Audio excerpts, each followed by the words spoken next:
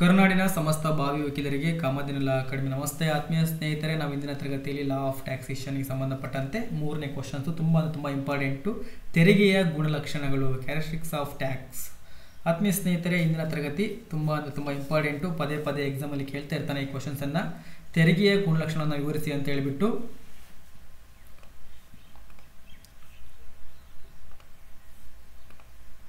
ಆತ್ಮೀಯ ಸ್ನೇಹಿತರೆ ಗಮನಿಸಿ. ತೆರಿಗೆಗಳು ಎಂಬ ಪದವು ಈ ಮೊದಲೇ ತಿಳಿಸಿದಂತೆ, ಅರ್ಥ ಮಾಡ್ಕೊಳ್ಳಿ, ತೆರಿಗೆ ಎಂಬ ಪದವು ಈಗ ಈ ಮೊದಲೇ ತಿಳಿಸಿದಂತೆ ಲ್ಯಾಟಿನ್ ಭಾಷೆಯ ಟ್ಯಾಕ್ಸ್ರಿ ಎಂಬುದರಿಂದ ಉಗಮಿಸಿದೆ. ಕ್ಲಿಯರಾಗಿ ಅರ್ಥ ಮಾಡ್ಕೊಳ್ಳಿ. ತೆರಿಗೆ ಎಂಬ ಪದವು ಈ ಮೊದಲೇ ತಿಳಿಸಿದಂತೆ ಲ್ಯಾಟಿನ್ ಭಾಷೆಯ ಟ್ಯಾಕ್ಸ್ರಿ ಎಂಬುದರಿಂದ ಉಗಮಿಸಿದೆ. ಟ್ಯಾಕ್ಸೋ ಎಂಬುದರಿಂದ ಉಗಮಿಸಿದೆ. ಟ್ಯಾಕ್ಸೋ ಎಂದರೆ ಮೌಲ್ಯ ಎಂದರ್ಥ.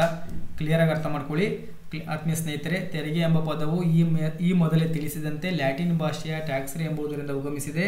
ಟ್ಯಾಕ್ಸ್ರಿ ಎಂಬುದರಿಂದ ಉಗಮಿಸಿದೆ. ಟ್ಯಾಕ್ಸೋ ಎಂದರೆ ಮೌಲ್ಯ ಎಂದರ್ಥ. ಟ್ಯಾಕ್ಸ್ರಿ ಎಂದರೆ ಕರ ನಿರ್ಧರಿಸು ಎಂದರ್ಥ. ಆತ್ಮೀಯ ಸ್ನೇಹಿತರೆ, ಟ್ಯಾಕ್ಸೋ ಎಂದರೆ ಅರ್ಥ ಮಾಡ್ಕೊಳ್ಳಿ, ಟ್ಯಾಕ್ಸೋ ಎಂದರೆ ಮೌಲ್ಯ ಎಂದರ್ಥ. ಹಂಗಂದ್ರೆ ಕರ ನಿರ್ಧರಿಸು ಎಂದರ್ಥ ಅಂತ ಹೇಳ್ಬಿಟ್ಟು ಆತ್ಮೀಯ ಸ್ನೇಹಿತರೆ. ಇಂಗ್ಲಿಷ್ನಲ್ಲಿ ಟ್ಯಾಕ್ಸ್ ಎಂಬ ಪದವನ್ನು 14ನೇ ಶತಮಾನ ಸಂದರ್ಭದಲ್ಲಿ ಬಳಸಲಾಯಿತು. ಈ ಟ್ಯಾಕ್ಸ್ ಎಂಬ ಪದವನ್ನು ಇಂಗ್ಲಿಷ್ನಲ್ಲಿ 14ನೇ ಶತಮಾನದಲ್ಲಿ ಬಳಸಲಾಗ್ತದೆ. ಡಾಲ್ಟನ್ ರವರ ಪ್ರಕಾರ ತೆರಿಗೆ ಎಂದರೆ ಕಾನೂನಾತ್ಮಕ ಅಪರಾಧಗಳಿಗೆ ಜುಲ್ಮನೆಯನ್ನು ವಿಧಿಸದೆ ಸಾರ್ವಜನಿಕ ಪ್ರಾಧಿಕಾರಿಯು ತೆರಿಗೆ ಪಾವತಿದಾರರಿಗೆ ವಿಧಿಸುವ ಒಂದು ರೀತಿಯ ಕಡ್ಡಾಯ ದೇಣಿಗೆಯಾಗಿದೆ.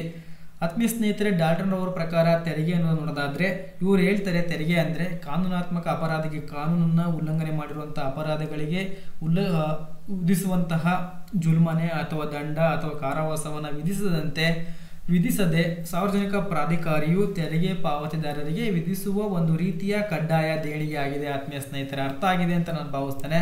ಮುಂದುವರೆದು ಗಮನಿಸಿ. ಆಂಟೋನಿಯಾ ಡೇವಿಡ್ ಡೆ ಮಾರ್ಕೋರ್ ಅವರ ಪ್ರಕಾರ ತೆರಿಗೆ ಎನ್ನುವುದು ನೋಡೋದಾದ್ರೆ ಇವರು ಹೇಳ್ತಾರೆ, ತೆರಿಗೆ ಎನ್ನುವುದು ಒಂದು ಮೌಲ್ಯವಾಗಿದ್ದು ನಾಗರಿಕರನು ತಾನು ಪಡೆದಂತಹ ಸಾಮಾನ್ಯ ಸಾರ್ವಜನಿಕ ಸೇವೆಗಳ ಬೆಲೆಯನ್ನು ರಾಜ್ಯಕ್ಕೆ ತರುವುದೇ ಆಗಿದೆ ಅಂತ ಹೇಳಿಬಿಟ್ಟು ಆಂಟೋನಿಯಾ ಡೇವಿಡ್ ಡೆ ಮಾರ್ಕೋರ್ ಅವರು ಹೇಳಿದ್ದಾರೆ.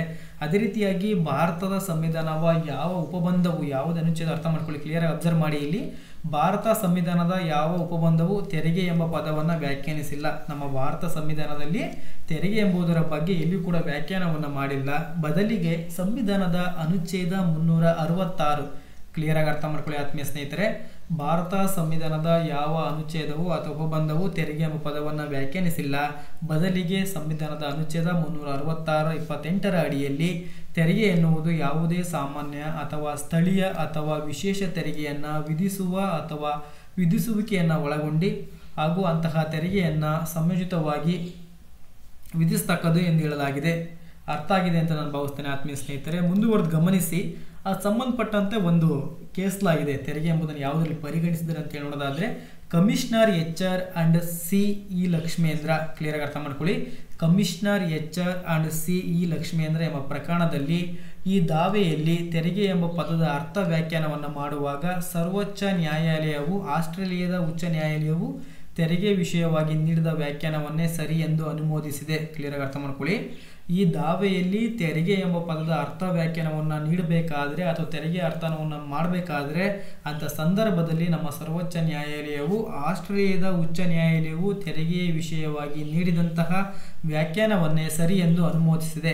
ಅದರ ಪ್ರಕಾರ ಆಸ್ಟ್ರೇಲಿಯಾದ ಉಚ್ಚ ನ್ಯಾಯಾಲಯದ ಪ್ರಕಾರ ತೆರಿಗೆ ಎನ್ನುವುದನ್ನು ನೋಡೋದಾದ್ರೆ ನಾವು ತೆರಿಗೆ ಎನ್ನುವುದು ಸೇವೆಗೆ ಪ್ರತಿಯಾಗಿ ಮಾಡಿದ ಪಾವತಿಯಾಗಿರದೆ ಒಬ್ಬ ಸಾರ್ವಜನಿಕ ಪ್ರಾಧಿಕಾರಿಯು ಸಾರ್ವಜನಿಕ ಉದ್ದೇಶಗಳಿಗಾಗಿ ಕಡ್ಡಾಯವಾಗಿ ವಸೂಲಿ ಮಾಡುವ ಮೊತ್ತ ಮತ್ತು ಅಥವಾ ಮೌಲ್ಯವಾಗಿದೆ. ಕ್ಲಿಯರ್ ಆಗಿ ಅರ್ಥ ಮಾಡ್ಕೊಳ್ಳಿ ಆತ್ಮೀಯ ಸ್ನೇಹಿತರೆ. ಏನು ಆಸ್ಟ್ರೇಲಿಯಾ ಉಚ್ಚ ನ್ಯಾಯಾಲಯ ತೆರಿಗೆ ಅಂದರೆ ಏನಂತ ಹೇಳಿದ್ರೆ ನೋಡೋದಾದ್ರೆ ಒಬ್ಬ ಸಾರ್ವಜನಿಕ ಕ್ಲಿಯರ್ ಅರ್ಥ ಮಾಡ್ಕೊಳ್ಳಿ, ತೆರಿಗೆ ಎನ್ನುವುದು ಸೇವೆಗೆ ಪ್ರತಿಯಾಗಿ ಮಾಡದೆ ಪಾವತಿಯಾಗಿರದೆ ಒಬ್ಬ ಸಾರ್ವಜನಿಕ ಪ್ರಾಧಿಕಾರಿಯು ಸಾರ್ವಜನಿಕ ಉದ್ದೇಶಗಳಿಗಾಗಿ ಕಡ್ಡಾಯವಾಗಿ ವಸೂಲಿ ಮಾಡುವಂತಹ ಮೊತ್ತ ಅಥವಾ ಮೌಲ್ಯವಾಗಿದೆ ಅಂತ ಹೇಳಿಬಿಟ್ಟು ಅವರು ವ್ಯಾಖ್ಯಾನಿಸಿದರೆ ಆತ್ಮೀಯ ಸ್ನೇಹಿತರೆ. ಅರ್ಥ ಆಗಿದೆ ಅಂತ ನಾನು ಭಾವಿಸ್ತೇನೆ. ಮುಂದುವರೆದು ಗಮನಿಸಿ. ತೆರಿಗೆಯ ಗುಣಲಕ್ಷಣಗಳು ತುಂಬ ಇಂಪಾರ್ಟೆಂಟು. ಇಷ್ಟನ್ನು ಬರೆದು ಬಿಟ್ಟು ಆಮೇಲೆ ನೀವು ತೆರಿಗೆಯ ಗುಣಲಕ್ಷಣವನ್ನು ಬರೀಬೇಕಾಗ್ತದೆ. 15 ಗುಣಲಕ್ಷಣ ನೋಡ್ಬೋದಾಗಿದೆ. ನಾವು ಟೋಟಲ್ ಆಗಿ 1 by 1 ಹೇಳ್ಕೊಂಡು ಹೋಗ್ತೇನೆ. ಕ್ಲಿಯರಾಗಿ ನೋಡ್ಕೊಳ್ಳಿ ಆತ್ಮೀಯ ಸ್ನೇಹಿತರೆ.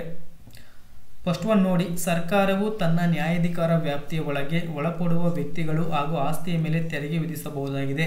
ಕ್ಲಿಯರ್ ಆಗಿ ಅಬ್ಸರ್ವ್ ಮಾಡಿ. ಇಲ್ಲಿ ಸರ್ಕಾರವು ತನ್ನ ನ್ಯಾಯಾಧಿಕಾರ ವ್ಯಾಪ್ತಿಯ ಒಳಪಡುವಂತಹ ವ್ಯಕ್ತಿಗಳು ಹಾಗೂ ಆಸ್ತಿಯ ಮೇಲೆ ತೆರಿಗೆ ವಿಧಿಸಬಹುದಾಗಿದೆ.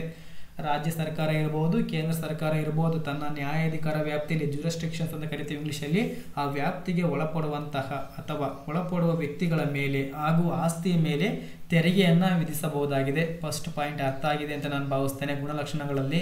ಅದೇ ರೀತಿಯಾಗಿ ಎರಡನೇ ಲಕ್ಷಣ ನೋಡೋದಾದರೆ, ತೆರಿಗೆ ಎನ್ನುವುದು ತೆರಿಗೆ ಪಾವತಿದಾರನ ಒಂದು ರೀತಿಯ ಕಡ್ಡಾಯವಾದ ದೇಣಿಗೆಯಾಗಿದೆ. ತೆರಿಗೆ ಎನ್ನುವುದು ತೆರಿಗೆ ಯಾವ ವ್ಯಕ್ತಿ ಕಟ್ತಾನಲ್ವ ಆ ಪಾವತಿದಾರನ ಒಂದು ರೀತಿಯಾದ ಕಡ್ಡಾಯವಾದ ದೇಣಿಗೆಯಾಗಿದೆ. ಇನ್ನು ಮೂರನೇ ಪಾಯಿಂಟನ್ನು ಗಮನಿಸಿ, ತೆರಿಗೆ ಪಾವತಿಯಲ್ಲಿ ಒಂದು ರೀತಿಯ ತ್ಯಾಗದ ಮನೋಭಾವನೆ ಒಳಗೊಂಡಿದೆ. ತೆರಿಗೆಯನ್ನು ಪಾವತಿ ಮಾಡುವಂಥ ವ್ಯಕ್ತಿಯಲ್ಲಿ ಒಂದು ರೀತಿಯಾಗಿ ತ್ಯಾಗದ ಮನೋಭಾವನೆ ಸಹ ಒಳಗೊಂಡಿದೆ ಅಂತ ಹೇಳಿಬಿಟ್ಟು. ಅದೇ ರೀತಿಯಾಗಿ ನಾಲ್ಕನೇ ಪಾಯಿಂಟನ್ನು ಗಮನಿಸಿ ಆತ್ಮೀಯ ಸ್ನೇಹಿತರೆ, ತೆರಿಗೆ ಪಾವತಿಯು ತೆರಿಗೆದಾರನ ಒಂದು ರೀತಿಯ ವೈಯಕ್ತಿಕ ಹೊಣೆಗಾರಿಕೆ ಆಗಿದೆ. ತೆರಿಗೆಯನ್ನು ಪಾವತಿಸುವಂಥ ವ್ಯಕ್ತಿಯು ತೆರಿಗೆದಾರನ ಯಾವಾಗಲೂ ಕೂಡ ಒಂದು ರೀತಿಯ ವೈಯಕ್ತಿಕ ಹೊಣೆಗಾರಿಕೆ ಕೂಡ ಆಗಿದೆ. ಅದೇ ರೀತಿಯಾಗಿ ಐದನೇ ಪಾಯಿಂಟ್ ನೋಡೋದಾದರೆ, ತೆರಿಗೆಯ ಮೂಲ ಉದ್ದೇಶ ಒಟ್ಟು ಸಮುದಾಯದ ಒಳಿತೆ ಆಗಿದೆ.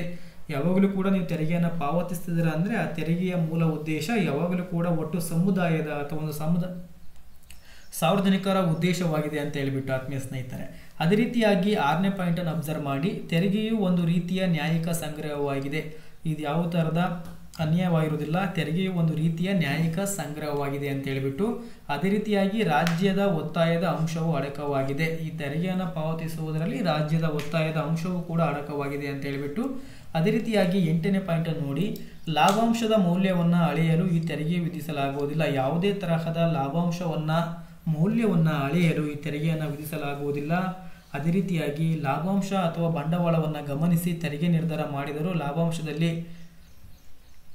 ತೆರಿಗೆ ಪಾವತಿ ಮಾಡಲಾಗುವುದಿಲ್ಲ ಅಂತ ಹೇಳ್ಬಿಟ್ಟು ಆತ್ಮೀಯ ಸ್ನೇಹಿತರೆ. ಇನ್ನು 10ನೇ ಪಾಯಿಂಟನ್ನು ಅಬ್ಸರ್ವ್ ಮಾಡಿ, ತೆರಿಗೆಯನ್ನು ಸ್ವತ್ತು, ವ್ಯವಹಾರ, ವಸ್ತುವಿನ ಮೇಲೆ ವಿಧಿಸಿದರೂ ಅದರ ಪಾವತಿಯನ್ನು ಮಾಡುವವರು ವ್ಯಕ್ತಿಗಳೇ ಆಗಿರುತ್ತಾರೆ. ಕ್ಲಿಯರಾಗಿ ಅರ್ಥ ಮಾಡ್ಕೊಳ್ಳಿ. ತೆರಿಗೆಯನ್ನು ಸ್ವತ್ತಿನ ಮೇಲೇ ವಿವರಿಸಿ, ಸ್ವತ್ತಿನ ಮೇಲಾದರೂ ವಿಧಿಸಬಹುದು, ವ್ಯವಹಾರಗಳ ಮೇಲಾದರೂ ವಿಧಿಸಬಹುದು, ಅಥವಾ ವಸ್ತುಗಳ ಮೇಲಾದರೂ ವಿಧಿಸಿದರೂ ಕೂಡ ಅದರ ಪಾವತಿಯನ್ನು ಮಾಡುವವರು ವ್ಯಕ್ತಿಗಳೇ ಆಗಿರ್ತಾರೆ ಅಂತ ಹೇಳಿಬಿಟ್ಟು. ಅರ್ಥ ಆಗಿದೆ ಅಂತ ನಾನು ಭಾವಿಸ್ತೇನೆ ಆತ್ಮೀಯ ಸ್ನೇಹಿತರೆ. ಮುಂದುವರೆದು ಗಮನಿಸಿ, ಸಾರ್ವಜನಿಕ ಆದಾಯವನ್ನು ಗಳಿಸುವುದೇ ತೆರಿಗೆಯ ಮೂಲ ಉದ್ದೇಶ. ತೆರಿಗೆಯ ಮೂಲ ಉದ್ದೇಶ ಬಂದ್ಬಿಟ್ಟು ಯಾವಾಗಲೂ ಕೂಡ ಸಾರ್ವಜನಿಕರ ಆದಾಯವನ್ನು ಗಳಿಸುವುದಾಗಿರ್ತದೆ ಅಂತ ಹೇಳಿಬಿಟ್ಟು. ಅದೇ ರೀತಿಯಾಗಿ ಸಾರ್ವಜನಿಕ ಸ್ವತ್ತಿನ ಹೊಂದಾಣಿಕೆಯನ್ನು ತೆರಿಗೆ ಒಳಗೊಂಡಿರ್ತದೆ. ಸಾರ್ವಜನಿಕ ಸ್ವತ್ತಿನ ಹೊಂದಾಣಿಕೆಯನ್ನು ಕೂಡ ತೆರಿಗೆ ಒಳಗೊಂಡಿರ್ತದೆ ಅಂತ ಹೇಳಿಬಿಟ್ಟು. ಅದೇ ರೀತಿಯಾಗಿ 16ನೇ ಪಾಯಿಂಟನ್ನು ಗಮನಿಸಿ, ತೆರಿಗೆಯು ಹಣದ ರೂಪದಲ್ಲಿ ಸಾಮಾನ್ಯವಾಗಿ ಪಾವತಿ ಮಾಡಲ್ಪಡುತ್ತದೆ. ತೆರಿಗೆಯು ಯಾವಾಗಲೂ ಕೂಡ ಹಣದ ರೂಪದಲ್ಲಿ ಸಾಮಾನ್ಯವಾಗಿ ಪಾವತಿ ಮಾಡಲ್ಪಡುತ್ತದೆ. 14ನೇ ಪಾಯಿಂಟನ್ನು ನೋಡಿ, ಸಾರ್ವಜನಿಕರ ಒಳಿತಿಗಾಗಿ ಅಂತಹ ತೆರಿಗೆಯನ್ನು ಬಳಸಲಾಗ್ತದೆ. ತೆರಿಗೆಯು ಯಾವಾಗಲೂ ಕೂಡ ಹಣದ ರೂಪದಲ್ಲಿ ಇರ್ತದೆ. ಆ ತೆರಿಗೆಯನ್ನು ಹಣದ ರೂಪದಲ್ಲಿ ಸಂಗ್ರಹಿಸಿದ ನಂತರ ಅದನ್ನು ಸಾರ್ವಜನಿಕರ ಒಳಿತಿಗಾಗಿ ಬಳಸಲ್ಪಡುತ್ತದೆ ಅಂತ ಹೇಳಿಬಿಟ್ಟು ಆತ್ಮೀಯ ಸ್ನೇಹಿತರೆ. ಇನ್ನು ಕೊನೆಯದಾಗಿ, ಸಾಮಾನ್ಯವಾಗಿ ತೆರಿಗೆಯು ನಿಯತಕಾಲಿಕವಾಗಿ ಪಾವತಿ ಮಾಡಲ್ಪಡುತ್ತದೆ. ಸಾಮಾನ್ಯವಾಗಿ ತೆರಿಗೆಯನ್ನು ಒಂದು ನಿಯತಕಾಲಿಕವಾಗಿ ಪಾವತಿ ಮಾಡಲ್ಪಡುತ್ತದೆ ಅಂತ ಹೇಳಿಬಿಟ್ಟು. ಇವೆಲ್ಲವೂ ಕೂಡ ನಿಮಗೆ ಅರ್ಥವಾಗಿದೆ ಅಂತ ನಾನು ಭಾವಿಸ್ತೇನೆ ಆತ್ಮೀಯ ಸ್ನೇಹಿತರೆ. ನಾವು ಇಂದಿನ ತರಗತಿಯಲ್ಲಿ ಲಾ ಆಫ್ ಟ್ಯಾಕ್ಸೇಷನ್ ಸಂಬಂಧಪಟ್ಟಂತೆ, ತೆರಿಗೆ ಕಾನೂನಿಗೆ ಸಂಬಂಧಪಟ್ಟಂತೆ ತೆರಿಗೆಯ ಲಕ್ಷಣಗಳನ್ನು ಅಥವಾ ತೆರಿಗೆಯ ಗುಣಲಕ್ಷಣಗಳನ್ನು ಸಂಪೂರ್ಣವಾಗಿ ಡೀಟೇಲ್ ಆಗಿ ಸರಳ ಭಾಷೆಯಲ್ಲಿ ಅಥವಾ ಪ್ರಾದೇಶಿಕ ಭಾಷೆಯಲ್ಲಿ ನಿಮ್ಮೆಲ್ಲರಿಗೂ ಕೂಡ ಅರ್ಥವಾಗುವ ರೀತಿಯಲ್ಲಿ ತಿಳಿಸಿಕೊಟ್ಟಿದೆ ಎಂದು ಭಾವಿಸಿದ್ದೇವೆ. ಹೆಚ್ಚಿನ ಮಾಹಿತಿಗಾಗಿ ಕಾಮಧೇನು ಲಾ ಅಕಾಡೆಮಿಯನ್ನು ಸಂಪರ್ಕಿಸಿ 7353872963 ಅಥವಾ 6361356472 ಈ ನಂಬರ್ಗೆ ಕರೆ ಮಾಡಿ ನೀವು ಯಾವ ಥರದ ಅಡ್ಮಿಷನ್ಸನ್ನು ಪಡ್ಕೊಳ್ಬೋದಾಗಿದೆ ಆತ್ಮೀಯ ಸ್ನೇಹಿತರೆ. ಫಸ್ಟ್ ಕಲೀರಿ, ನಂತರ ಪಾವತಿಸಿ ಅಂತ ಹೇಳಿಬಿಟ್ಟು EMI ಆಪ್ಷನ್ಸ್ ಕೂಡ ಇದೆ. ಸಂಕೋಚ ಬೇಡ, ಸಂದೇಹ ಬೇಡ. ಯಾವುದೇ ಸಮಯದಲ್ಲಾದರೂ ಕೂಡ ನೀವು ಕಾಲ್ ಮಾಡಿ LLBs ಕೋಚಿಂಗ್ ಪರೀಕ್ಷೆಗಳಿಗೆ ಸಂಬಂಧಪಟ್ಟಂತೆ ಯಾವುದೇ ಡೌಟ್ ಇದ್ದರೂ ಕೂಡ ನೀವು ಪರಿಹಾರವನ್ನು ಪಡ್ಕೊಳ್ಬೋದಾಗಿದೆ ಆತ್ಮೀಯ ಸ್ನೇಹಿತರೆ. ಎಲ್ಲರೂ ಕೂಡ ಶುಭವಾಗಲಿ. ಸಿರಿಗನ್ನಡಂ ಗೆಲ್ಲಿಗೆ, ಸಿರಿಗನ್ನಡಂ ಬಾಳಿಗೆ.